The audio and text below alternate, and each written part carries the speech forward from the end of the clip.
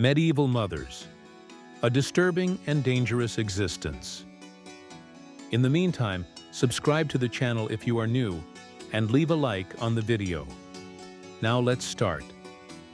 In the shadows of a world marked by uncertainty and the struggle for survival, there were figures who faced unimaginable dangers in the name of life. They carried in their bodies and souls the weight of generations, struggling against forces often incomprehensible to the time.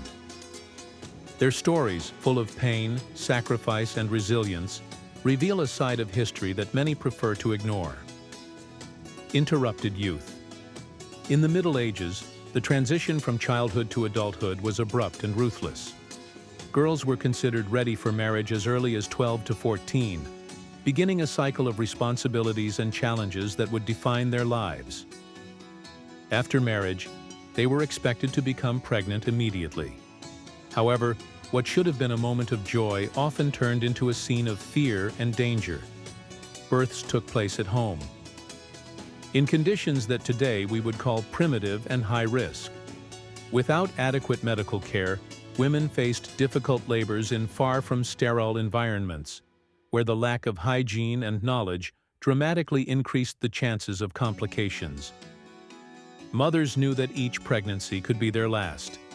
Postpartum infections, hemorrhages, and other common problems were common causes of death for both mothers and newborns. Survival was considered a miracle. Even when life prevailed, childbirth left deep scars, both physical and emotional. Each successful birth was greeted with relief, but the shadow of death was ever present, threatening each new pregnancy. For many women, motherhood was a journey full of uncertainty and danger, where the joy of childbirth was accompanied by the constant fear of losing one's life. The hardness of loss. Surviving childbirth was only the first of many hurdles. Infant mortality was very high, and few children survived their first years of life. Today, curable diseases such as smallpox, measles, and influenza were often fatal. Malnutrition and poor sanitation further increased the risk of early death. For mothers, this meant dealing with constant and painful losses. The death of a child, though devastating, was so common that women grieved quickly and silently.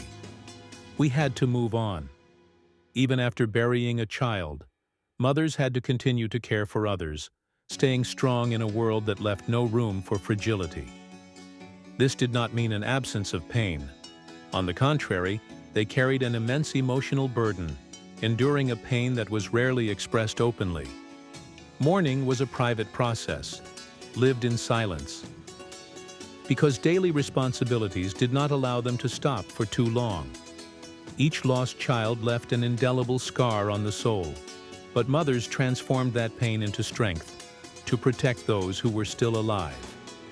Superstitions and medieval medicine. In an era of limited scientific knowledge, mothers resorted to superstitions and traditional practices. Medicine was based on religious and popular beliefs. One example was the use of birth swaddling clothes, scrolls with religious texts and sacred images, wrapped around the mother's womb to invoke divine protection. Treatises such as the Trotula offered advice that blended faith with empirical observation. For example, it was suggested that a woman in labor should sneeze to facilitate childbirth, in the belief that this would help direct energy toward the uterus.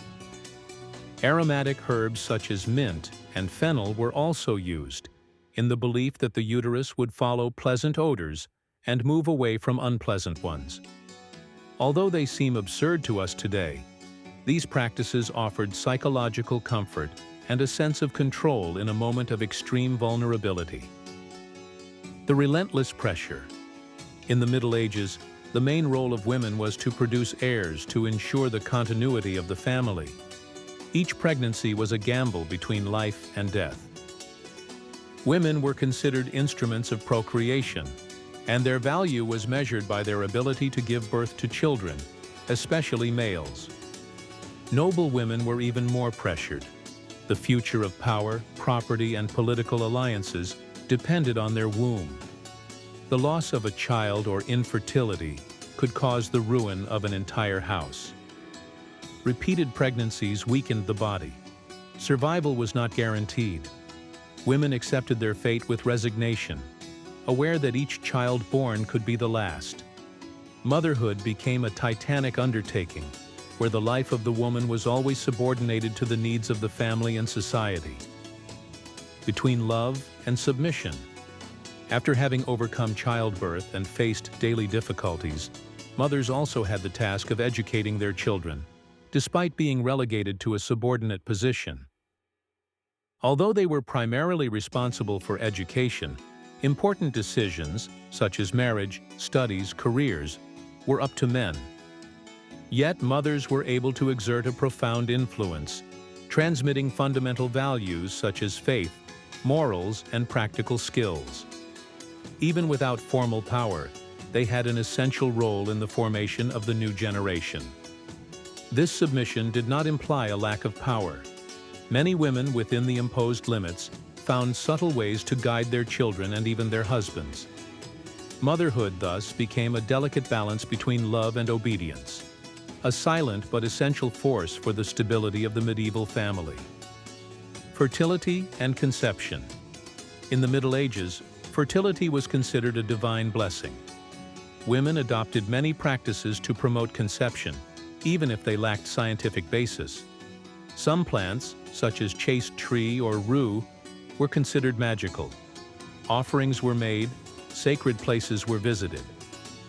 Common superstitions included carrying a flax ball, walking barefoot in the snow, having sex on perforated stones or in barrels of hot water. The position during sex was also considered important. Diet played a role. Honey, milk, young meat, sunflower seeds, or sesame were considered beneficial. Baths with herbs, such as lavender, thyme, and rosemary, were also common. The husband played an important role. It was believed that male virility influenced fertility. Some ate animal testicles or drank mixtures of milk and pumpkin seeds. Amulets made of bones, stones, or herbs were worn as jewelry. Astrology was widely followed. The stars were consulted to know when to conceive or how many children one would have. Virginity was highly valued. It was thought that a woman who was sexually active before marriage would be less fertile and more likely to have illegitimate children. That's all for today. And what do you think about the life of mothers in the Middle Ages? Let me know in the comments, and don't forget to subscribe so you don't miss the next videos. See you next time. Bye.